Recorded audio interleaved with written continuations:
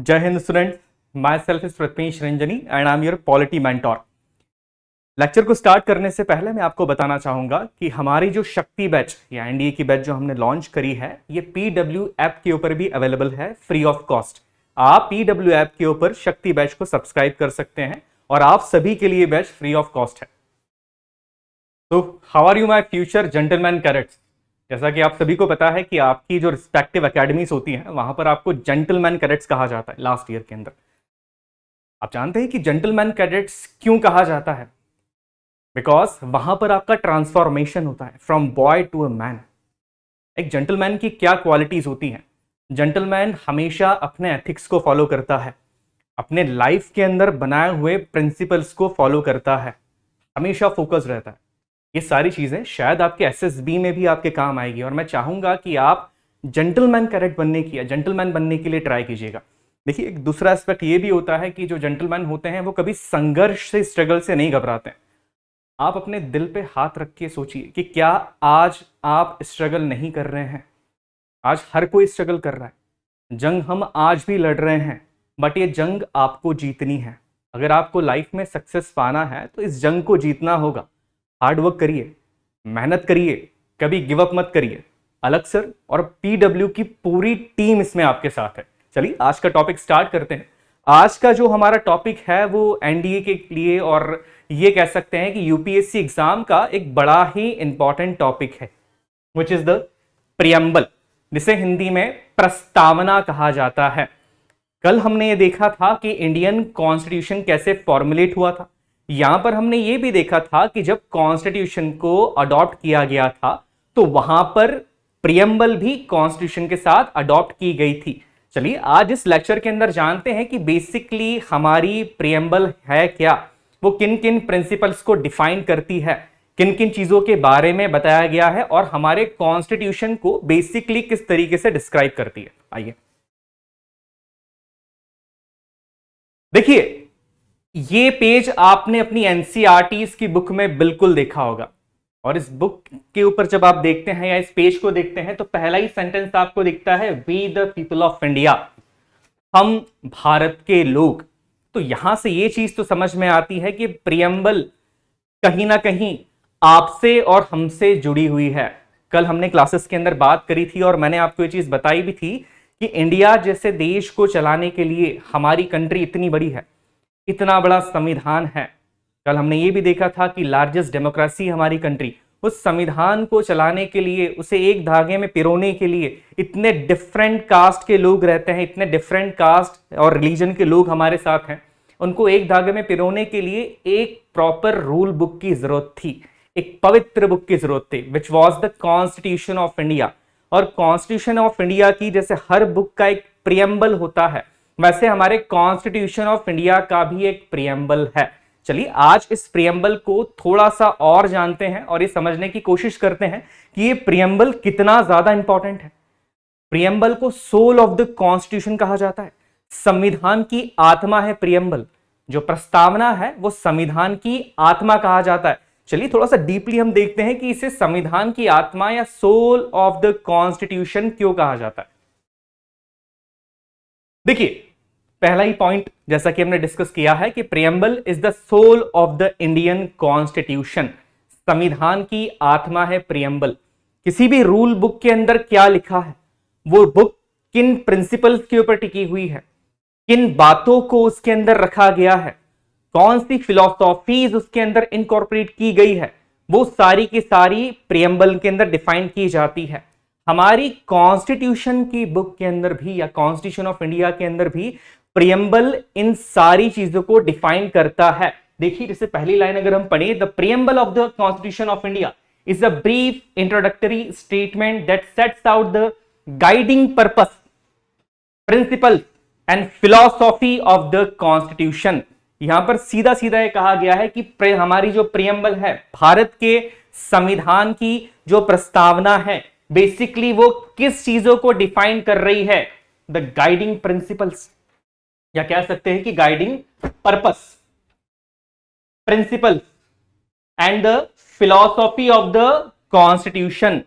हमारा देश, हमारा संविधान किन किन गाइडिंग पर्पस के ऊपर टिका हुआ है, किन किन प्रिंसिपल्स को प्रियम्बल में लिया गया है, संविधान किन किन प्रिंसिपल्स के ऊपर टिका है, फिलॉसफी क्या है हमारे कॉन्स्टिट्यूशन की, ये सारी चीजें हमारी प्रियम्बल के अंदर डिफाइन की गई है। चलिए अब next point, the ideals behind the preamble to India's constitution were laid down by Jawaharlal Nehru's objective resolution adopted by the Constituent Assembly on January 22, 1947।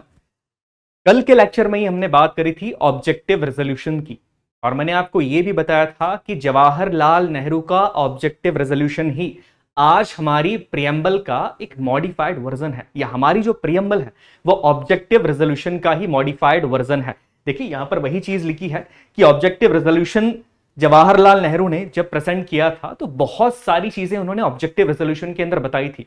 उन्होंने ये कहा था कि जब हमारे भारत का संविधान बनकर तैयार होगा तो वो किन किन प्रिंसिपल्स के ऊपर बेस्ड होगा, कौन कौन सी चीजें उन संविधान के अंदर होगी, कौन कौन सी बातें संविधान में लिखी होगी, क्या क्या गाइडिंग प्रिंसिपल्स होंगे, ये सारी चीजें ऑब्जेक्टिव रेजोल्यूशन के अंदर बताई गई थी, जिसके बारे में हमने कल के लेक्चर में भी बात करी है। देखिए एक चीज और रिवाइज कर लीजिए, क्विक रिवीजन आपका यहां पर हो जाएगा।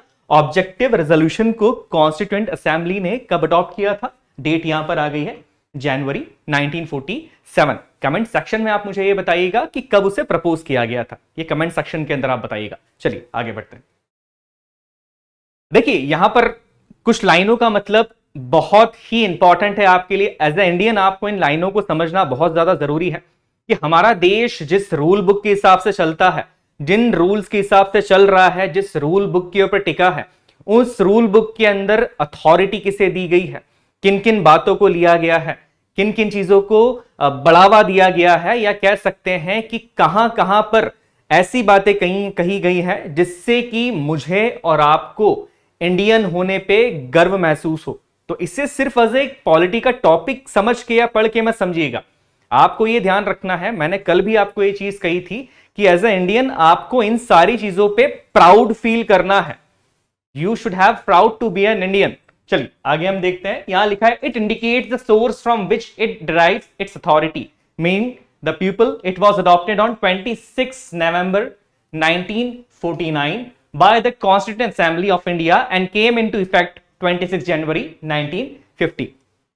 कल की क्लासेस के अंदर ही हमने देखा था कि कॉन्स्टिट्यूशन ऑफ इंडिया को अडॉप्ट कब किया गया था, 26 नवंबर 1949 को। शायद कल कुछ पीपीटी के अंदर मिस्टेक थी, तो 1949 की जगह वहां पर 1950 आ गया था। बट आप याद रखिएगा जो डेट है इट्स 1949 है, वो 1950 नहीं है।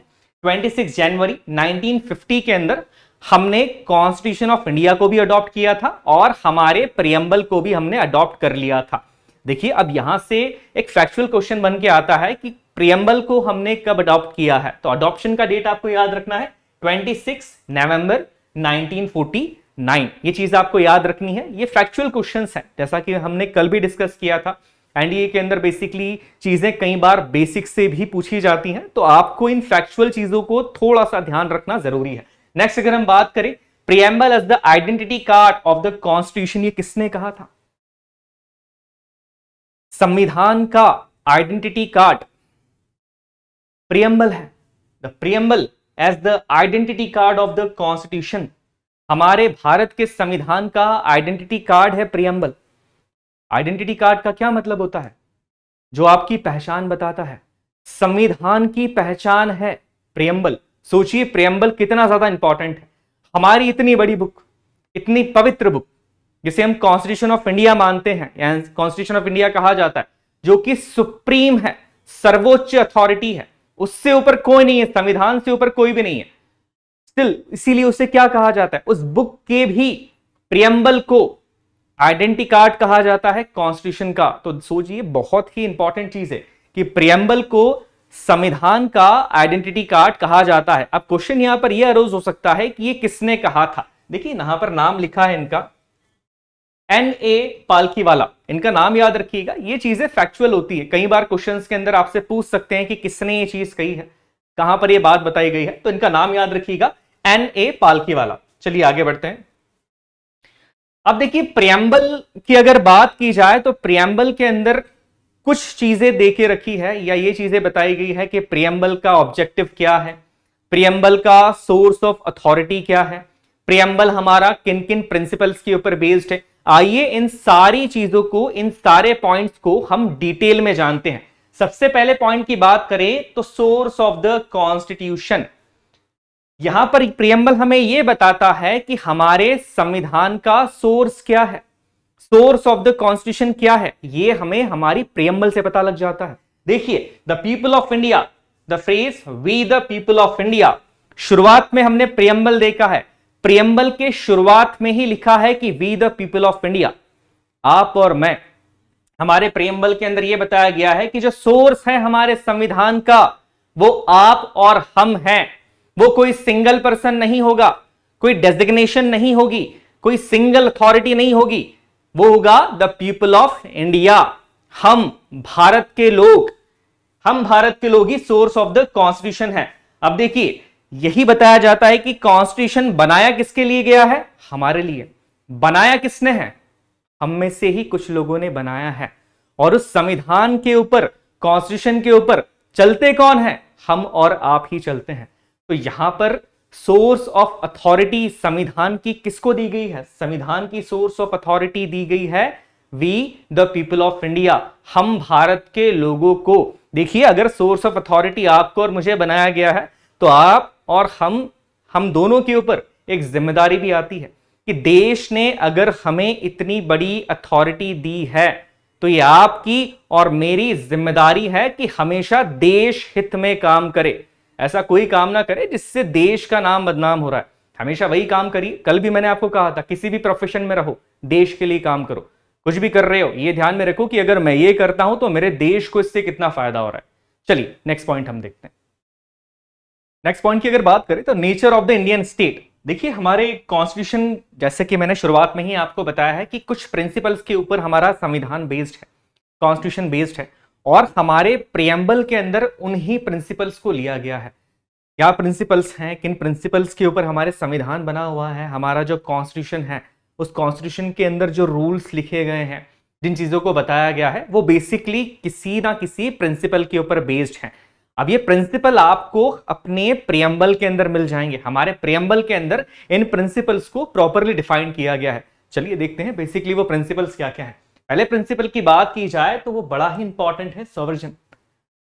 सॉवरेजन का बेसिकली अगर मतलब हम बात करें, पहले इस टर्म्स जो लिखी है एक बार उसको हम रीड कर लेते हैं ताकि आपकी अंडरस्टैंडिंग इस सब्जेक्ट की और भी ज्यादा बेहतर हो जाए। यहां पर लिखा है कि India is internally and externally sovereign, externally free from the control of any foreign power, and internally it has a free government which is directly elected by the people and makes laws that govern the people. No external power can dictate the government of India. बड़ा ही important point है। ये कहते हैं कि हम independent है। Preamble के अंदर ये साफ साफ लिखा गया है। 1947 के पहले की अगर बात करें, जब इंडिया आजाद नहीं हुआ था, जब देश आजाद नहीं हुआ था, उसके पहले हमें वही चीज माननी पड़ती थी, वही रूल्स मानने पड़ते थे, वही रेगुलेशंस मानने पड़ते थे जो कि ब्रिटिश गवर्नमेंट ने बनाए हैं। बट जब हमारा संविधान बनके तैयार हो गया है, यहां पर प्रॉपरली लिखा गया है प्रिंसिपल के अंदर कि हमारा जो संविधान है वो सोवरेन होगा। ये एक प्रिंसिपल है। ऑब्वियसली हमारे किसमें लिखा गया है, प्रियम्बल के अंदर लिखा गया है। प्रियम्बल क्या है, the soul of the Indian constitution. Preamble के अंदर लिखा गया है एक प्रिंसिपल, सोवरेन। इंडिया अब इंडिपेंडेंट होगा। जो रूल्स बनाए जाएंगे, जो रेगुलेशंस बनाए जाएंगे, वो किसी भी इंटरनल या एक्सटर्नल फोर्स के दबाव में नहीं बनाए जाएंगे। अगर इंडिया कोई रूल्स बनाता है अपने पीपल्स के लिए, हमारी पार्लियामेंट कोई रूल्स या रेगुलेशंस बनाती है आपके और मेरे लिए, तो वो ब्रिटिश गवर्नमेंट से जाके या किसी और कंट्री से जाके नहीं पूछने वाली कि क्या हम ये रूल बना सकते हैं। नहीं, हमारी प्रियम्बल में साफ साफ लिखा है, इस पॉइंट को पढ़िएगा, free from the control of any foreign power and internally, किसी भी बाहर की शक्ति से या किसी भी बाहर की शक्ति के या इंटरनल किसी पावर के कंट्रोल में हम कभी नहीं रहेंगे। हम फ्री है, वी आर इंडिपेंडेंट नाउ। सोवर्जिन के अंदर इस पॉइंट को यह भी कहा गया है कि no external power can dictate the government of India. बाहर की कोई भी पावर हमारी सरकार को, भारत सरकार को डिक्टेट नहीं कर सकती है, भारत सरकार को ऑर्डर नहीं दे सकती है। यह नहीं हो सकता है कि किसी और कंट्री की सरकार हमारी कंट्री की गवर्नमेंट को ऑर्डर दे रही है कि आप ये कीजिए, आप वो कीजिए। आप करंट अफेयर्स के अंदर देखते होंगे कि कई बार यूएस कहता है कि आप हमसे ऑयल खरीदिए, इंडियन गवर्नमेंट ये कहती है कि रशिया से हम ऑयल खरीदेंगे, या बहुत सारे करंट अफेयर्स के अंदर इन चीजों को आपने पढ़ा होगा। ये डिसीजन इंडिया का है, हमारे देश का है कि हमें किसके साथ ट्रेड करना है, किसके साथ ट्रेड नहीं करना है, ये हम डिसाइड करेंगे। कोई भी एक्सटर्नल पावर, बाहर की शक्ति नहीं डिसाइड कर सकती है कि हमारे देश में क्या चलेगा या देश के अंदर क्या होना चाहिए, क्या रूल होने चाहिए। जो चीजें डिसाइड की जाएगी वो हमारी सरकार ही डिसाइड करेगी। और हमारी सरकार कौन है, उसे कौन चूज करता है? आप और हम चूज करते हैं। संविधान के अंदर अभी शुरुआत में मैंने कहा है, source of authority, who is the source of authority? The people of India. याद रखिएगा। चलिए नेक्स्ट पॉइंट की अगर बात की जाए तो second point is the socialist. Socialism as an economic philosophy where means of production and distribution are owned by the state. India adopted mixed economy where apart from the state there will be private production too. Socialism as a social philosophy strays more on societal equality. देखिए यहां पर ये जो socialist वाला phenomena है या ये जो प्रिंसिपल है, ये more and over economic equality को डिफाइन करता है। यहां पर बेसिकली ये कहा जा रहा है, जैसा हम सभी जानते हैं कि इंडिया के अंदर आज मिक्स्ड इकोनॉमी है। मिक्स्ड इकोनॉमी का मतलब ये होता है कि पब्लिक पार्टिसिपेशन भी होगा और प्राइवेट पार्टिसिपेशन भी होगा। चलिए इसको थोड़ा सा और डिफाइन करके समझते हैं। दैट मीन्स ये कहा जाएगा कि आप और मैं, हम भी बिजनेस कर सकते हैं और गवर्नमेंट भी बिजनेस कर सकती है। दैट मीन्स जैसे कि आप देखते हैं कुछ कंपनीज होती है वो गवर्नमेंट कंपनीज होती है, कुछ कंपनीज होती हैं वो प्राइवेट कंपनीज होती है।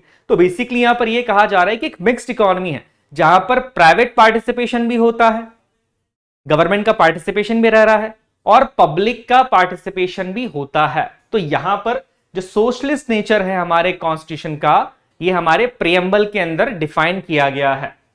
नेक्स्ट अगर आगे की यहां पर बात करें तो एक बहुत इंपॉर्टेंट वर्ड यहां पर आता है, सेक्युलर, सेक्युलरिज्म।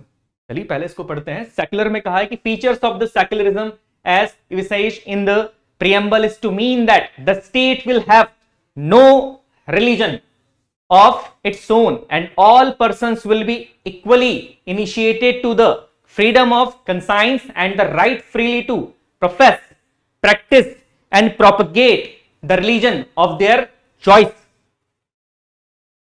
सेक्युलर, सेक्युलरिज्म, कई बार ये शब्द हम न्यूज़पेपर में देखते हैं, टीवी डिबेट्स के अंदर कहा जाता है कि इंडिया के अंदर सेक्युलरिज्म है। ये चीज हमारी प्रीएम्बल में डिफाइन की गई है। देखिए बच्चों, ये बहुत ही इंपॉर्टेंट पॉइंट है। आप future army, navy, air force officer बनना चाह रहे हैं या बनने जा रहे हैं। देखिए एक ऑफिसर की क्वालिटी ये होती है कि एक ऑफिसर अपनी बुद्धि से तो काम लेता ही है, एक ऑफिसर अपने विवेक से भी काम लेता है। आप जिस चीज को देखते हैं, जिस चीज को सुनते हैं, जिस चीज के बारे में आप जानते हैं, उस चीज के ऊपर आप सिर्फ चीजों को देखकर डायरेक्टली उस पर भरोसा नहीं कर सकते हैं।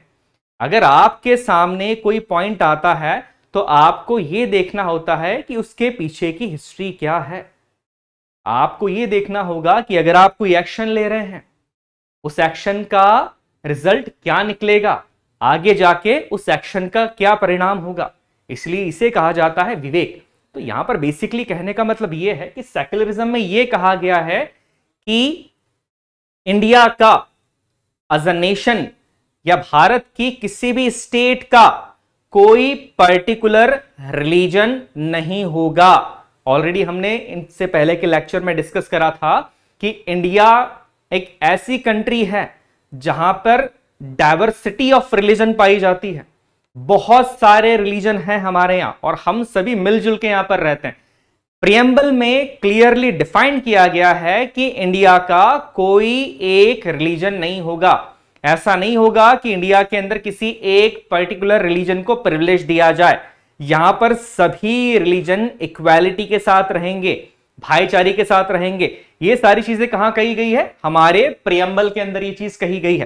प्रियम्बल के अंदर प्रिंसिपल कौन सा है? सेक्युलरिज्म के अंदर कहा गया है कि स्टेट का कोई रिलीजन नहीं हो सकता है, हर पर्सन फ्री है अपने रिलीजन को प्रैक्टिस करने के लिए। हर पर्सन अपने रिलीजन को प्रैक्टिस करने के लिए फ्री है। आपको मना नहीं किया जाएगा कि आप अपने रिलीजन को फॉलो मत कीजिए। आपको सरकार नहीं कह सकती है, गवर्नमेंट आपको मना नहीं करेगी कि आप अपने रिलीजन को फॉलो क्यों कर रहे हैं। आप फ्री हैं, क्योंकि इंडिया का एज कोई नेशनल रिलीजन नहीं है। We are a secular country. अब देखिए, इसके अंदर एक कुछ पॉइंट्स आप देख रहे होंगे, यहां पर बहुत सारी चीजें लिखी गई है कि हर पर्सन को अपनी चॉइस का रिलीजन अपनाने की फ्रीडम है।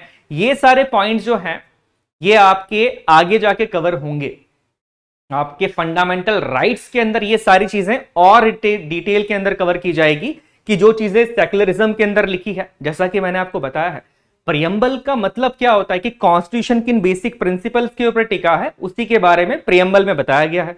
अब प्रियम्बल से ही, ध्यान रखिएगा, प्रियम्बल से ही हमारे कॉन्स्टिट्यूशन को बेसिकली डिफाइन किया जा सकता है। अब हमारे संविधान में हमारे फंडामेंटल राइट्स के बारे में भी बताया गया है, फंडामेंटल ड्यूटीज के बारे में भी बताया गया है। सो दैट्स व्हाई ये जो सेक्युलरिज्म वाला पॉइंट है, जहां पर लिखा है कि इंडिया का कोई पर्टिकुलर रिलीजन नहीं होगा, सारे रिलीजन यहां पर मिलजुल के रहेंगे, ये सारी चीजें हम आगे डिटेल में और पढ़ेंगे। जैसे जैसे लेक्चर्स होते जाएंगे वैसे वैसे सारी चीजें हम पढ़ते जाएंगे। नेक्स्ट पॉइंट की अगर हम बात करें, यहां पर लिखा है democratic. It indicates that the constitution has established a form of government which gets its authority from the will of the people. The rulers are elected by the people and are responsible to them. India is a democratic country. यहां पर kingship नहीं है, monarchy नहीं है। यहां पर government को चुनने का अधिकार आपके पास है और मेरे पास है। हमारे वोट के थ्रू हम सरकार को चुनते हैं। यहां पर किंगशिप नहीं है कि राजा का बेटा राजा बन रहा है। वो समय इंडिया के अंदर नहीं है, वो पुराने जमाने में होता था। आज ये चीजें नहीं होती। आज हम एक डेमोक्रेटिक नेशन है, जहां पर सरकार को चुना किसके द्वारा जाएगा? लोगों के थ्रू चुना जाएगा। और वो रिस्पॉन्सिबल भी किसके लिए होंगे? लोगों के लिए रिस्पॉन्सिबल होंगे। चलिए इसको डिटेल में थोड़ा सा समझते हैं। अगर हम किसी सरकार को चुनते हैं, कितने सालों के लिए चुनते हैं? लोकसभा में सभी को पता है 5 इयर्स के लिए चुना जाता है। अगर 5 साल में वो सरकार अच्छा काम नहीं करती है तो किसके सामने रिस्पॉन्सिबल है? आपके और हमारे सामने रिस्पॉन्सिबल है, जनता के सामने रिस्पॉन्सिबल है। तो देखिए यहां पर ये कहा गया है सीधा सीधा, and are responsible to them. वो हमारे लिए रिस्पॉन्सिबल होती है। अगर वो ठीक से काम नहीं करते तो क्या किया जाता है? किसी और पार्टी की सरकार चुन ली जाती है। तो यहां पर सीधा सीधा यह कहा गया है कि India is a democratic country, जहां पर सरकार को चुना जाता है, गवर्नमेंट को चुना जाता है। कौन चूज करता है? हम चूज करते हैं। किसके थ्रू? वोटिंग के थ्रू। और वो सरकार रिस्पॉन्सिबल किसके लिए होती है? हमारे लिए ही होती है, हमारे और आपके लिए ही होती है। चलिए आगे बढ़ते हैं। आई होप आपको ये सारे पॉइंट्स समझ में आ रहे होंगे। एग्जाम के पॉइंट ऑफ व्यू से ये बड़ा इंपॉर्टेंट चैप्टर है और एनडीए के अंदर ये चैप्टर काफी बार इस एग्जाम एनडीए के अंदर काफी क्वेश्चंस इस चैप्टर से पूछे भी गए हैं। चलिए नेक्स्ट पॉइंट की अगर बात करें, यहां पर लिखा गया है Republic. The term indicates that the head of the state is elected by the people in India. The president of the India is the elected head of the state and his tenure is for 5 years. देखिए सीधा सीधा यहां पर कहा गया है कि अगर हम बात करें हेड ऑफ द स्टेट की, तो वो कौन होते हैं? The president of India, Bharat के राष्ट्रपति। यहां पर ये सीधा सीधा कहा गया है कि जो प्रेसिडेंट ऑफ इंडिया होंगे या भारत के राष्ट्रपति होंगे, वो एक पर्टिकुलर टेन्योर के लिए सिलेक्ट किए जाएंगे। ये नहीं होगा कि कोई एक बार राष्ट्रपति बन गया है तो आगे जाके वो राष्ट्रपति बनते रहे हैं and number of period of time के लिए। हाँ, इलेक्शन के बाद वो चाहे तो बन सकते हैं, बट ये यहां पर चीजें किंगशिप की तरह नहीं होगी कि राष्ट्रपति हैं तो उनके बेटे भी राष्ट्रपति बन रहे हैं। ये चीजें नहीं होगी। यहां पर जो हेड ऑफ द स्टेट है वो भी इलेक्ट किया जाएगा। राष्ट्रपति भी इलेक्ट किए जाते हैं। किसके थ्रू किए जाते हैं? हाँ, हमारे थ्रू किए जाते हैं बट इनडायरेक्टली किए जाते हैं। हम डायरेक्टली राष्ट्रपति के लिए या प्रेसिडेंट के इलेक्शन के लिए डायरेक्टली वोट नहीं देते हैं, बट आगे के लेक्चर्स में जब हम प्रॉपरली पार्लियामेंट को डिफाइन करेंगे, पार्लियामेंट के बारे में पढ़ेंगे, तो आपको ये चीज समझ में आ जाएगी कि राष्ट्रपति को भी इनडायरेक्टली आप और हम ही चूज करते हैं, इनडायरेक्टली। चलिए नेक्स्ट अगर पॉइंट की यहां पर बात की जाए, ऑब्जेक्टिव्स ऑफ इंडियन स्टेट, ये पॉइंट्स बड़ा इंपॉर्टेंट है कि इंडियन स्टेट जो प्रियम्बल है, प्रियम्बल के अंदर इंडियन स्टेट्स के ऑब्जेक्टिव्स दिए गए हैं। अब इन ऑब्जेक्टिव्स को डिफाइन करना बड़ा इंपॉर्टेंट है। पिछले कुछ ईयर्स में देखा गया है कि ऑब्जेक्टिव से क्वेश्चन आने के चांसेस थोड़े से ज्यादा रहते हैं। सो इन ऑब्जेक्टिव्स को आपको प्रॉपरली पढ़ना है। हम वापस से उन स्लाइड्स को रिवाइज करेंगे जैसा कि हमने पिछले लेक्चर के अंदर किया था। जो जो इंपॉर्टेंट पॉइंट्स हैं, जो जो फैक्चुअल पॉइंट्स हैं, जो आपके नवंबर के अंदर जो आपका एनडीए का अटेम्प्ट है उसमें काम आने वाले हैं, उन सारे पॉइंट्स को भी हम यहां पर डिफाइन करेंगे। देखिए यहां पर सबसे पहला पॉइंट दिया गया है जस्टिस, न्याय। जस्टिस कितने टाइप का दिया गया है हमारे प्रियम्बल के अंदर? 3 तरह का, social, economic and political. 3 justice की बात की गई है, 3 तरह के जस्टिस की बात की गई है। पहला है सोशल जस्टिस, दूसरा है इकोनॉमिकल जस्टिस, तीसरा है हमारा पॉलिटिकल जस्टिस। देखिए सोशल जस्टिस की जब बात की जाती है, यहां पर लिखा है social justice means that the constitution wants to create a society without discrimination on any grounds like caste, creed, gender, religion etcetera. यहां पर बेसिकली यह कहा गया है कि हमारा जो संविधान है वहां पर सभी को इक्वली ट्रीट किया जाएगा। कॉन्स्टिट्यूशन को इस तरीके से बनाया जाएगा कि किसी के साथ भी डिस्क्रिमिनेशन ना हो, किसी भी पर्सन के साथ भेदभाव नहीं होना चाहिए। आप किसी की कास्ट को लेके, क्रीड को लेके, जेंडर को लेके या रिलीजन को लेके किसी पर्सन के साथ भेदभाव नहीं कर सकते हैं। सोशल जस्टिस के अंदर यह चीज कही गई है। मैंने कहा है जस्टिस जो है यहां पर 3 तरीके से डिफाइन किया गया है, सोशल है, इकोनॉमिक है, पॉलिटिकल है। सोशल जस्टिस के अंदर यह बताया गया है कि सोसाइटी के अंदर किसी के साथ भी डिस्क्रिमिनेशन नहीं किया जाता है, कि कोई पर्सन अगर किसी अलग रिलीजन से बिलोंग करता है, किसी अलग कास्ट से बिलोंग करता है, किसी अलग जेंडर से बिलोंग करता है, तो उसके साथ भेदभाव किया जाए।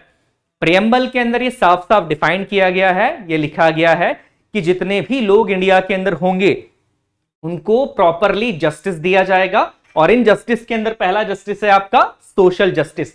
नेक्स्ट अगर जस्टिस की बात करें तो नेक्स्ट जस्टिस है आपका इकोनॉमिक जस्टिस। चलिए इसको थोड़ा सा डिफाइन करते हैं। Economic justice means no discrimination can be caused by people on the basis of their wealth, income and economic status. Every person must be paid equally for an equal position and all people must get opportunities to earn for their livings।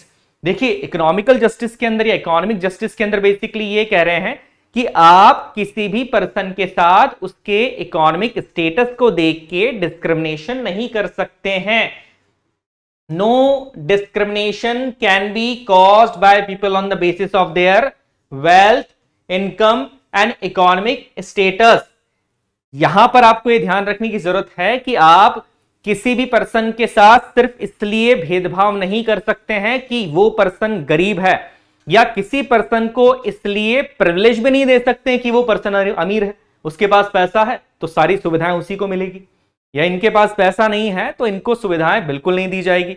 ये चीजें नहीं कर सकते हैं। हमारे preamble के अंदर social justice के साथ साथ इकोनॉमिक जस्टिस की भी बात की गई है कि अगर कोई फैसिलिटी प्रोवाइड की जा रही है, चीजें अगर की जा रही है, तो वहां पर किसी की भी इकोनॉमिक कंडीशन के बेस के ऊपर आप डिस्क्रिमिनेशन यहां पर नहीं कर सकते हैं। चलिए तीसरे जस्टिस की हम बात करते हैं। यहां पर लिखा है political justice. Political justice means all the people have a equal, free and fair right without any discrimination to participation in political opportunities. आप किसी पर्सन को सिर्फ इसलिए वोट देने से मना नहीं कर सकते हैं कि वो किसी पर्टिकुलर रिलीजन से बिलोंग करता है, या वो किसी दूसरी कास्ट से बिलोंग करता है, या उसका जेंडर कोई और है। यहां पर लिखा गया है कि सभी को पॉलिटिकल जस्टिस भी मिलेगा। जितने भी पॉलिटिकल राइट्स होते हैं उन पॉलिटिकल राइट्स के साथ भी डिस्क्रिमिनेशन नहीं किया जा सकता है। आप किसी पर्सन को किसी के पॉलिटिकल राइट्स को वायलेट नहीं कर सकते हैं, ना ही उस पर्सन के साथ डिस्क्रिमिनेशन कर सकते हैं। देखिए जस्टिस यहां पर हमने 3 तरह के पढ़ लिए हैं, कौन कौन से जस्टिस है एक बार फिर से देख लेते हैं। सोशल जस्टिस की हमने बात करी है, इकोनॉमिक जस्टिस की हमने बात करी है, पॉलिटिकल जस्टिस की बात करी है। चलिए अब आगे बढ़ते हैं। नेक्स्ट अगर पॉइंट की बात की जाए तो नेक्स्ट यहां पर एक पॉइंट लिखा है equality. The term equality means no section of society have any special privilege and all the people have given equal opportunities for everything without any discrimination. Everyone is equal before law. ये point equality के अंदर सबसे important है। Everyone is equal before law.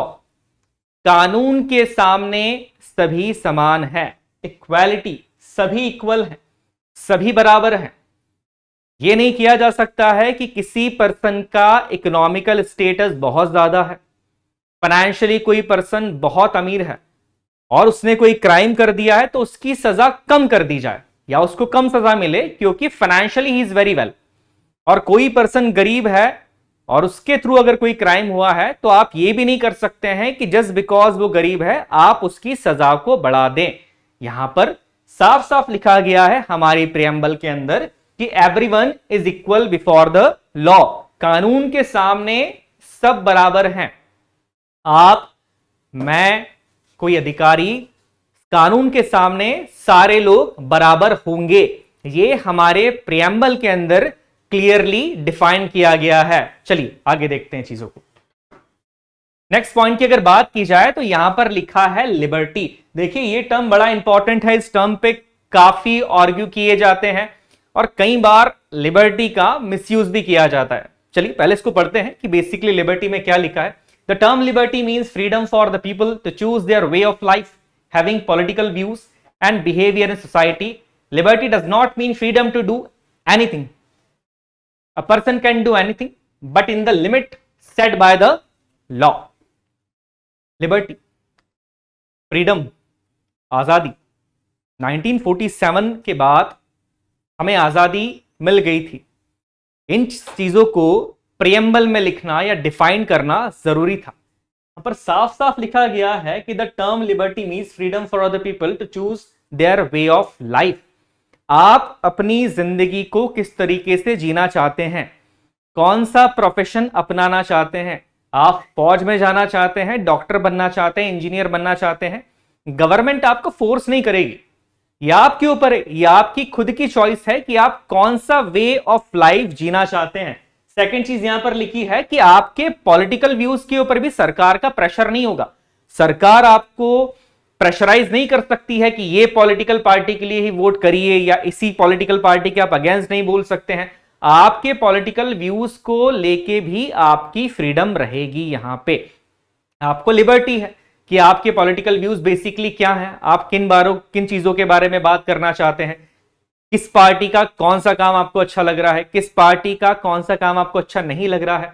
आप किसी party को praise भी कर सकते हैं, किसी पार्टी को क्रिटिसाइज भी कर सकते हैं, आपको फ्रीडम है। बट यहां पर एक पॉइंट बड़ा इंपॉर्टेंट है, ध्यान से देखिएगा। यहां पर लिखा है liberty does not mean freedom to do anything.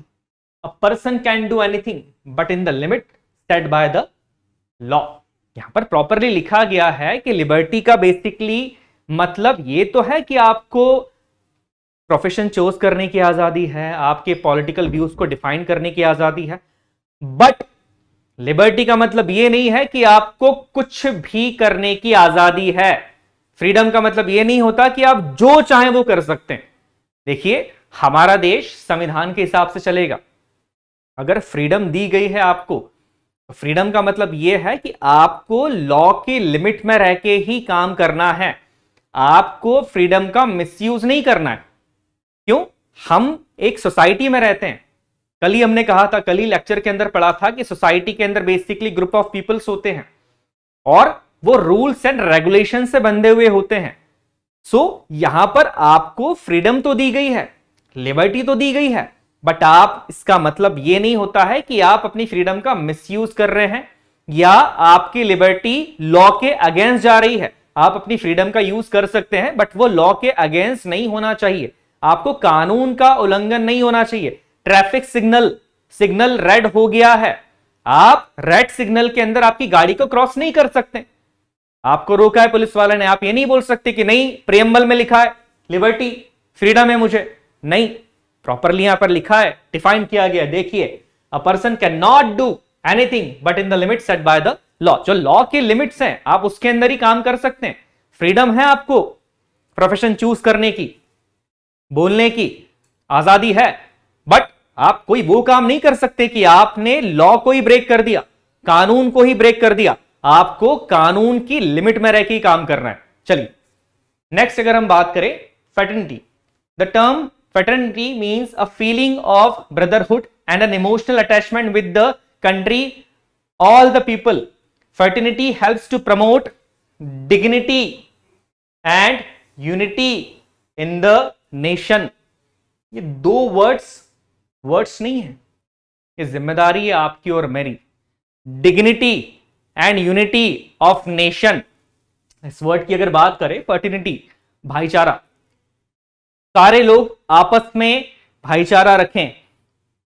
But इसका एक दूसरा मीनिंग भी है।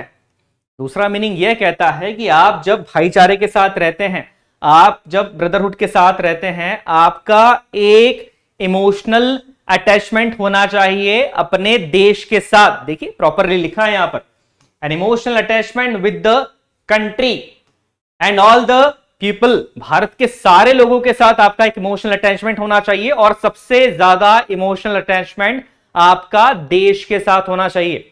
देखिए मैंने पहले भी लेक्चर्स के अंदर आपको ये चीजें डिफाइन करी है। आप जिस एग्जाम की तैयारी कर रहे हैं, स्पेशली जब हम लोगों ने गर्ल्स का एनडीए में एंट्री की बात करी थी, देखिए ये सिर्फ एक एग्जाम नहीं है, ये एक जिम्मेदारी है। वो दो स्टार्स आपके शोल्डर पे जब आते हैं तो वो बहुत सारी जिम्मेदारी लेके आते हैं। देश की रक्षा की जिम्मेदारी, वो जिम्मेदारी इतनी बड़ी होती है कि कोई अगर अपने घर में चैन से सो रहा है तो उसके लिए आप जिम्मेदार हैं, क्योंकि आप वहां बॉर्डर पे हैं, आप प्रोटेक्ट कर रहे हैं उस पर्सन को। आप इस एग्जाम की जब तैयारी कर रहे हैं तो इस जिम्मेदारी को फील करिए, feel like an officer. SSB के बारे में बहुत सारे बच्चे कंसर्न रहते हैं कि एसएसबी इंटरव्यू का प्रोसेस बड़ा टफ है, बड़ा मुश्किल है। कमेंट सेक्शन के अंदर भी हम लोग देखते हैं कि एसएसबी के बारे में क्वेश्चन स्टार्ट किए जाते हैं। देखिए ऑफिसर्स लाइक क्वालिटी कोई 5 दिन, 4 दिन, 6 दिन, महीना भर के अंदर नहीं आती है। It's a way of life. आप अपनी जिंदगी को किस तरीके से जीते हैं, ये वो तरीका है। मैंने पहले भी लेक्चर में कहा है, डिसिप्लिन रहिए, be the man of your words. आप अपने आप से किया हुआ वादा कभी मत तोड़िए। सिंपल सा एग्जांपल है, हम जितनी चीजें अपने आप से कहते हैं, हम खुद से जो वादा करते हैं, वो सबसे ज्यादा बार हम तोड़ते हैं। दूसरों की बात तो आप छोड़ दीजिए। आज हमने सोचा कि सुबह 4 बजे उठ के पढ़ाई करना है, 4 बजे उठते हैं, अलार्म बजता है और वो खुद से किया हुआ वादा हम तोड़ देते हैं। हम नहीं उठते हैं, उठेंगे 9 बजे। ये चीज आपको नहीं करनी है। देखिए दूसरे आपकी रिस्पेक्ट तब करेंगे जब आप खुद की रिस्पेक्ट करो। डिसीजन किसने लिया है? आपने लिया है। पूरा किसको करना है? आपको करना है। आप दूसरों की रिस्पेक्ट करिए, बट सबसे पहले अपने आप की रिस्पेक्ट करो, अपने डिसीजंस की रिस्पेक्ट करो। जो डिसीजन आपने लिया है उस डिसीजन को फुलफिल करो। देखिए बड़ी छोटी छोटी सी चीजें हैं, बट ये क्वालिटीज जो है वो आपके अंदर होनी चाहिए। आप एसएसबी की चिंता मत कीजिए। आप जब इन चीजों को फॉलो करते हैं तो आपका कैरेक्टर ऑटोमेटिकली वहां पर डिफाइन हो जाता है, आप पॉलिश होते जाएंगे। चलिए आगे बढ़ते हैं। नेक्स्ट अगर हमने बात करी है, फर्टिनिटी की बात करी है, dignity and unity of nation की बात करी है कि हम ऐसा कोई काम नहीं करेंगे या हमें ऐसा कोई काम नहीं करना चाहिए जिससे कि हमारे नेशन की डिग्निटी के ऊपर आंच आ जाए। नेशन की डिग्निटी कॉम्प्रोमाइज है ना। हम हमेशा कहते हैं वो काम करो जो देश के लिए अच्छा है। पहले किसके बारे में सोचेंगे? देश के बारे में सोचेंगे कि अगर मैं ये कर रहा हूं तो मेरे देश को क्या फायदा हो रहा है। जो लोग एनडीए के बारे में जानते हैं या फौज के बैकग्राउंड से बिलोंग करते हैं, वो चीजें जानते हैं कि आप स्वयं तो सबसे अंत में होते हो, सबसे ऊपर देश होता है, फिर आपके साथी होते हैं, के बाद आप फैमिली भी होती है, सबसे अंत में आप होते हो। तो देखिए ये चीज जो है आप नॉर्मल लाइफ के अंदर भी अपनाइए, वो काम करो जो देश के लिए इंपॉर्टेंट है। चलिए नेक्स्ट अगर पॉइंट की बात की जाए, date of adoption of the constitution. Constitution को कब अडॉप्ट किया गया था, ये हमारे प्रियम्बल के अंदर ही डिफाइन किया गया है। क्या है कॉन्स्टिट्यूशन को अडॉप्ट करने का डेट? 26 नवंबर 1949 है ना। कल भी हमने देखा था कि शायद एक प्रिंट मिस्टेक थोड़ी सी वहां पर हो गई थी, 1950 था, बट आप इसको 1949 मानिएगा, 26 नवंबर 1949। इसके बाद अब फैक्चुअल पॉइंट्स आ जाते हैं जो यहां पर थोड़े से इंपॉर्टेंट है, जिनको डिफाइन करना भी थोड़ा सा इंपॉर्टेंट है। देखिए, सोशलिस्ट, सेक्युलर एंड इंटीग्रिटी ये ऐड किए गए हैं प्रियम्बल में 42nd कॉन्स्टिट्यूशन अमेंडमेंट एक्ट 1976 के थ्रू।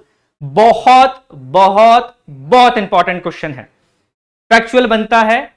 पिछले कुछ ईयर्स में एनडीए ने इस क्वेश्चन को पूछा भी है और इससे मिलते जुलते क्वेश्चन पूछे हैं।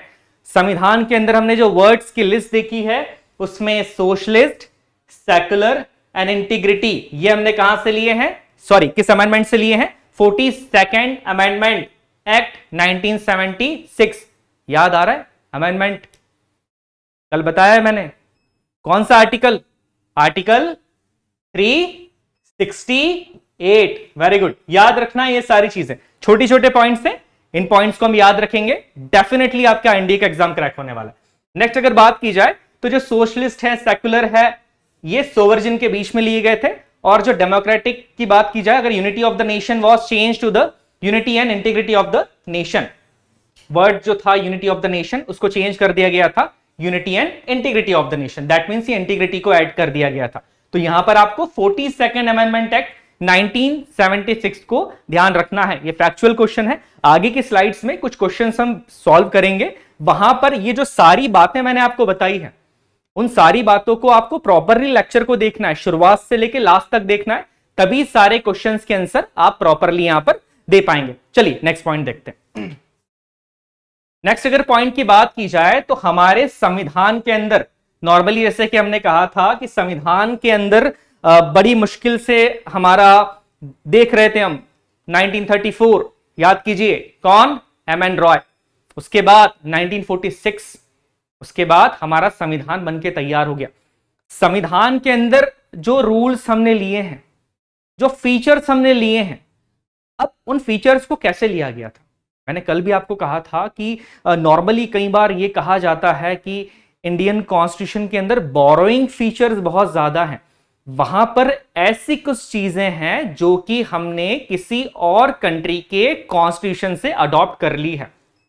हमारा संविधान बड़ा यूनिक है, हमारा देश बड़ा यूनिक है, हमको गर्व होना चाहिए इस पे। यहां पर डिफरेंट रिलीजन के लोग तो रहते ही हैं, डिफरेंट कास्ट के लोग तो रहते ही हैं, और बिल्कुल हम साथ में रहते हैं, बट हमारे संविधान के अंदर भी जो फीचर्स हमने लिए हैं वो डिफरेंट कंट्री से लिए हैं। जिस कंट्री के संविधान में जो सबसे बढ़िया फीचर था वो हमारे देश में है, गर्व कीजिए इस बात पे। किसी एक कंट्री के संविधान में जो भी अच्छी चीजें हैं वो हमने हमारे संविधान में ले ली है ना। आपका नेचर होना चाहिए, किसी इंसान में जो अच्छी चीज आपको दिख रही है उसको अडॉप्ट कर लो, कोई बुरी बात नहीं है, इट्स ओके। आपको आपका जो नेचर होना चाहिए वो कभी भी बहुत ज्यादा एरोगेंट या ये चीजें नहीं होनी चाहिए। तो आप, हमारे संविधान से ही ये सारी चीजें हमको देखने को, समझने को और सीखने को मिलती है। हमारी हिस्ट्री, हमारा पॉलिटी, हमारा देश हमें बहुत कुछ सिखा देता है किस तरह का इंसान बनना है। चलिए, तो यहां पर borrowing features of the Indian constitution की बात करें तो सबसे पहले जो इंपॉर्टेंट फीचर्स हैं उसके बारे में हम जान लेते हैं, उन इंपॉर्टेंट कंट्रीज के बारे में जान लेते हैं जहां से हमने फीचर्स लिए। सबसे पहले इंपॉर्टेंट कंट्री है USA, United states of America. यहां से हमने क्या लिया है, सबसे पहली चीज है प्रियम्बल। ये पॉइंट याद रखिएगा, बड़ा इंपॉर्टेंट है। जिस प्रियम्बल के बारे में हमने पढ़ा है वो प्रियम्बल कहां से ली गई है, यूनाइटेड स्टेट्स ऑफ अमेरिका से। ये बात भी याद रखिएगा कि जो प्रियम्बल का प्रावधान है, या जो प्रियम्बल की, ऐसा कहा भी जाता है कि प्रियम्बल की जो शुरुआत है वो यूएसए के थ्रू ही की गई थी। तो यहां पर यूएसए से हमने क्या लिया है, प्रियम्बल। सेकेंड चीज, फंडामेंटल राइट्स, हमारे मौलिक अधिकार, हमारे मौलिक अधिकार, फंडामेंटल राइट्स, वो भी हमने कहां से लिए हैं, यूएसए से लिए हैं, अमेरिकन कॉन्स्टिट्यूशन से हमने लिए हैं। नेक्स्ट अगर हम बात की जाए, इक्वल प्रोटेक्शन अंडर लॉ, क्या मतलब है इसका, अभी हमने डिफाइन किया था, इक्वालिटी। संविधान, कॉन्स्टिट्यूशन, इन सब के अंदर हमने चीजें देखी है कि कानून के आगे, कानून सभी को इक्वल प्रोटेक्शन देगा, कोई भी यहां पर डिस्क्रिमिनेशन नहीं किया जाएगा। ये पॉइंट भी कहां से लिया है हमने, यूएसए के कॉन्स्टिट्यूशन से लिया है। नेक्स्ट अगर बात की जाए the British constitution, British constitution से हमने क्या चीजें ली है। चलिए, एक पॉइंट और मैं भूल गया जो बड़ा इंपॉर्टेंट है आर्म फोर्सेस के लिए, कि the president is the supreme commander of the arm forces. हमारे जो भारत के राष्ट्रपति होते हैं, सुप्रीम कमांडर होते हैं आर्म फोर्सेस के, arm forces, army, navy and the air force. ये जो पॉइंट्स लिए हैं ये सारी चीजें हमने कहां से ली है? यूएसए के कॉन्स्टिट्यूशन से ली है। नेक्स्ट अगर बात की जाए द ब्रिटिश कॉन्स्टिट्यूशन, देखिए यहां पे ब्रिटिश कॉन्स्टिट्यूशन से एक इंपॉर्टेंट पॉइंट अगर देखा जाए तो यहां से यूएसए से ये क्वेश्चन बन सकता है कि प्रियम्बल कहां से लिया गया है। फंडामेंटल राइट्स के बारे में पूछा जा सकता है कि फंडामेंटल राइट्स आपने कहां से लिए हैं। अब ब्रिटिश कॉन्स्टिट्यूशन की बात की जाए तो यहां पर जो सबसे इंपॉर्टेंट पॉइंट जो फैक्चुअल या एनडीए के अंदर पूछा जा सकता है वो है idea of single citizenship. Single citizenship का आइडिया कहां से मिला है? अब देखिए सिंगल सिटीजनशिप क्या होती है? एकल नागरिकता। हम सभी के पास जो नागरिकता है, जो सिटीजनशिप है, वो कहां की है? इंडियन सिटीजनशिप है। ये कॉन्सेप्ट हमने कहां से लिया है? ब्रिटिश से लिया है। हम अलग अलग स्टेट्स के अंदर रहते हैं, कोई यूपी में रहता है, कोई बिहार में है, कोई एमपी में है, कोई पंजाब में है, हरियाणा में है। वहां पर स्टेट का कोई सिटीजनशिप नहीं होता है, नागरिकता स्टेट्स की नहीं दी जाती हमारे यहां पर। हमारे यहां जो सिटीजनशिप है वो सिंगल है, सिंगल सिटीजनशिप है। कहां की है? और ये फीचर हमने कहां से लिया है? ब्रिटिश से लिया है। देखिए सिंगल सिटीजनशिप एक बड़ा ही यूनिक फीचर है, ये हमारी यूनिटी को दर्शाता है। हम सब भारतीय हैं, बिहारी नहीं है, पंजाबी नहीं है, अगर आप बात करें यूपी के हैं, एमपी के, ये सारी चीजें सेकेंडरी है। सबसे पहले क्या हो? भारतीय हो, इंडियन हो सबसे पहले, बाकी चीजें तो बाद में आती है ना, देश सबसे पहले। नेक्स्ट अगर बात की जाए आयरिश, आयरलैंड, आयरिश कॉन्स्टिट्यूशन से हमने बड़ी इंपॉर्टेंट चीज ली है जिससे क्वेश्चंस पूछे जाने के चांसेस हमेशा बने रहते हैं। पहली है directive principle of state policy, जिसे डीपीएसपी भी कहा जाता है। आप चिंता मत कीजिए, डीपीएसपी का एक पूरा चैप्टर हम आगे प्रॉपरली डिफाइन करके पढ़ेंगे, उसमें क्या लिखा गया है। बहुत इंपॉर्टेंट चैप्टर है, इससे क्वेश्चन पूछे जाने के चांसेस होते हैं। अभी आपको याद रखना है ये कहां से लिया गया है? आयरिश कॉन्स्टिट्यूशन से लिया गया है। नेक्स्ट अगर बात करें सो method of election of president भी हमने कहां से ली है? आयरिश कॉन्स्टिट्यूशन से ही ली है। प्रेसिडेंट के जो इलेक्शन की मेथड है वो भी हमने आयरलैंड के कॉन्स्टिट्यूशन से ही ली है। क्यों ली है? वहां की इलेक्शन मेथड बहुत अच्छी थी, मैंने बताया ना आपको, बहुत यूनिक है हमारा कॉन्स्टिट्यूशन, गर्व होना चाहिए हमको। कहां से कौन सी चीज लेनी है? ये देखिए जो सबसे अच्छे फीचर्स थे इन कंट्री के अंदर, इन कंट्रीज के संविधान में जो सबसे बढ़िया फीचर्स थे वो सब हमारे संविधान के अंदर है। चलिए नेक्स्ट पॉइंट की अगर बात की जाए, French constitution, Republic, ideas of liberty, equality and fraternity. याद आ रहा है कुछ? अभी पढ़ा है प्रियम्बल के अंदर। प्रियम्बल के अंदर जो लिखा गया है ideas of liberty, equality, fraternity, वो कहां से लिया है हमने? फ्रेंच कॉन्स्टिट्यूशन से लिया है। ये बड़ा इंपॉर्टेंट पॉइंट है, इसको भी याद रखिएगा। प्रियम्बल का ही क्वेश्चन है, प्रियम्बल के अंदर फिर से मैं बता रहा हूं, याद रखिएगा। Idea of liberty, equality and fraternity जो प्रियम्बल के अंदर है वो हमने कहां से लिया है? फ्रेंच कॉन्स्टिट्यूशन से लिया है। चलिए आगे बढ़ते। नेक्स्ट अगर पॉइंट की बात की जाए, अब ऑस्ट्रेलियन कॉन्स्टिट्यूशन से हमने क्या लिया है? कल हमने लिस्ट पढ़ी थी 3, कौन सा शेड्यूल? 7 शेड्यूल। कौन सी list? 3, union list, state list and concurrent list. Comment section में बताइएगा कि कॉन्करेंट लिस्ट में कितने सब्जेक्ट थे ओरिजिनली, याद रखिएगा, कल ही हमने चीजों को पढ़ा है। अब ये कॉन्करेंट लिस्ट हमने कहां से लिए? ऑस्ट्रेलिया से लिए। कल हमने इसके बारे में बात भी करी थी। यूएसएसआर जो कि आज रशिया है, नॉर्मली हम मानते हैं। तो यहां पर अगर हम बात करें सोवियत यूनियन की, तो वहां से हमने क्या लिया है? देखिए पहले भी हमने देखा है कि अगर हमारी कुछ राइट्स हैं तो हमारी कुछ ड्यूटीज भी हैं, अगर हमारे अधिकार हैं हमारी जिम्मेदारी भी है। तो ये फंडामेंटल ड्यूटीज हमने कहां से ली है? ये हमने ली है यूएसएसआर से, सोवियत यूनियन से या रशिया से। अब यहां पर एक इंपॉर्टेंट आर्टिकल आ जाता है, आर्टिकल 51A, जो कि फंडामेंटल ड्यूटी को डिफाइन करता है। कितने आर्टिकल्स हो गए आज? एक आर्टिकल याद रखिएगा, आर्टिकल 51A, जो किसको डिफाइन करता है? फंडामेंटल ड्यूटीज को। चिंता मत कीजिए, पूरी फंडामेंटल ड्यूटीज का चैप्टर आगे हम पढ़ने वाले हैं। नेक्स्ट अगर बात की जाए प्रोसीजर ऑफ अमेंडमेंट, कौन सा आर्टिकल अभी डिफाइन किया था, अभी चेक किया था, आर्टिकल 368। ये हमने कहां से लिया है कि प्रोसीजर अमेंडमेंट कैसे किया जाता है संविधान में, इसका प्रोसीजर हमने कहां से लिया है? साउथ अफ्रीकन कॉन्स्टिट्यूशन से लिया है। नेक्स्ट अगर बात की जाए कि election of the Rajya Sabha members, हमने कल ही बात करी थी। राज्यसभा कौन सा आर्टिकल है? 80। Very good. राज्यसभा की अगर बात की जाए कौन सा आर्टिकल आ रहा है यहां पर? आर्टिकल 80। लोकसभा का कौन सा आर्टिकल है? आर्टिकल 81। तो ये जो है कि राज्यसभा के अंदर मेंबर्स का सिलेक्शन का कैसे किया जाएगा। ये चीज हमने कहां से ली है, ये हमने लिया है साउथ अफ्रीकन कॉन्स्टिट्यूशन से। तो ये सारी चीजें आपको ध्यान रखनी है कि ये जो बोरोइंग फीचर्स हैं ये हमने कहां कहां से लिए हैं, कौन कौन सी कंट्रीज से ये सारे फीचर्स को हमने डिफाइन करा है। चलिए आगे बढ़ते। अब ये सारी चीजें हमने देख ली है, कौन से फीचर्स थे, क्या चीजें हैं। चलिए क्वेश्चंस को लगाने से पहले एक बार क्विक रिवीजन कर लेते हैं कि आज क्लासेस के अंदर हमने क्या क्या पढ़ा है, क्या क्या चीजें डिफाइन करी है और किन किन चीजों को समझा है। पहला, द कॉन्स्टिट्यूशन ऑफ इंडिया। देखिए संविधान के हमारा जो प्रियम्बल है, इस प्रियम्बल के अंदर ही उसे कब अडॉप्ट किया गया था वो डेट लिख दी गई है। कहां लिखी है, देखिए this 26th day of November 1949, है ना, ये याद रखिएगा, ये इंपॉर्टेंट पॉइंट्स हैं। नेक्स्ट की अगर बात की जाए कि हमने ये देखा है कि प्रियम्बल क्या होता है, किस चीज पे बेस्ड है हमारा प्रियम्बल, किस चीज का मॉडिफाइड वर्जन है, ऑब्जेक्टिव रेजोल्यूशन का। किसने प्रेजेंट किया था, जवाहरलाल नेहरू ने प्रेजेंट किया था। ऑब्जेक्टिव रेजोल्यूशन को कब कॉन्स्टिट्यूएंट असेंबली ने अडॉप्ट कर लिया था, जनवरी 22, 1947 के अंदर। नेक्स्ट अगर बात की जाए कि यहां पर हमारा प्रियम्बल को identity card of the constitution किसने कहा था, एन.ए. पालकी वाला ने कहा था। ये पॉइंट्स भी आपको याद रखना है। नेक्स्ट अगर बात की जाए तो हमने सोर्स ऑफ द कॉन्स्टिट्यूशन देखा था, कौन है, we the people of India, हम लोग हैं। नेक्स्ट की अगर बात की जाए पॉइंट की, यहां पर लिखा है सोवरचिन की हमने बात करी थी कि हमारे कंट्री के ऊपर कोई भी एक्सटर्नल पावर का रूल नहीं चलेगा, हम इंडिपेंडेंट हैं, हमारे जो रूल्स होंगे वो हम अपने अकॉर्डिंग बनाएंगे, किसी कंट्री के प्रेशर में नहीं बनाएंगे। नेक्स्ट हमने सोशलिस्ट की बात करी थी, ये एक्चुअली बेसिकली हमने देखा था कि इकोनॉमी से थोड़ा सा रिलेट करता है ये चीजें, कि हमने मिक्स्ड इकोनॉमी को अपनाया है। नेक्स्ट पॉइंट की अगर यहां पर बात की जाए तो हमने सेक्युलर की बात करी थी, जो बड़ा इंपॉर्टेंट पॉइंट है। सेक्युलरिज्म के बारे में हमने जाना था, इस चीज को डिफाइन करी थी।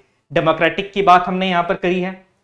नेक्स्ट अगर बात की जाए रिपब्लिक की हमने बात करी है। रिपब्लिक के अंदर हमने देखा था, प्रेसिडेंट के बारे में बात करी थी कि जो हेड ऑफ द स्टेट होंगे वो परमानेंट नहीं रहेंगे, उनका भी इलेक्ट किया जाएगा। नेक्स्ट अगर पॉइंट्स की बात की जाए, जस्टिस हमने देखा था, social, economic and political justice, तीनों जस्टिस को हमने डिफाइन किया है प्रॉपरली।